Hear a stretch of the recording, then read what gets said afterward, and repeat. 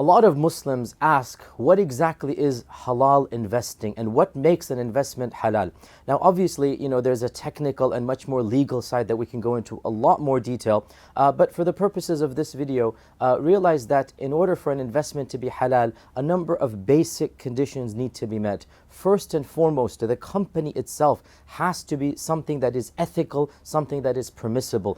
A Muslim is not allowed to invest in anything that will increase immorality, that will increase any type of substance abuse or alcohol or drugs, or maybe even investing in companies that promote weapons of mass destruction. We as Muslims, we're ethical. We're not allowed to invest in something that's going to harm other people, harm them physically, harm them emotionally. So we Muslims do not invest in any company that deals with harmful substances or that deals with matters that is going to impact the environment in a very negative way. These are things that we're very cautious about. The second condition, which is one of the most difficult ones to meet, and that is the condition that we as Muslims, we avoid interest or riba.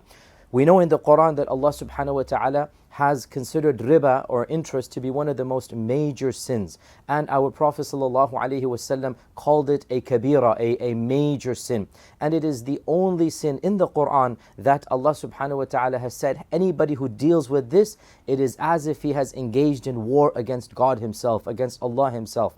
So we have to avoid companies that are dealing blatantly in riba. Now, there are some technical aspects here that our modern scholars have derived, because it is almost impossible to find a company that is 100% riba free. So given the dynamics that we find ourselves in, the ulama that are specialized in Islamic finance, they have come together and they have formulated some reasonable conditions that small percentages are forgiven and overlooked, inshaAllah ta'ala. And this is something that you will find in the legal and technical documents. And there are other conditions as well. Of them is the asset to debt ratio that is found in companies. So there are a number of technical conditions that you will find in the books of fiqh and in modern fatwas of Islamic finance. And that is why it is so important that you find a company that has a Sharia board that is looking into each and every business transaction, looking into each and every company and assessing whether these companies fit the criterion of halal investing.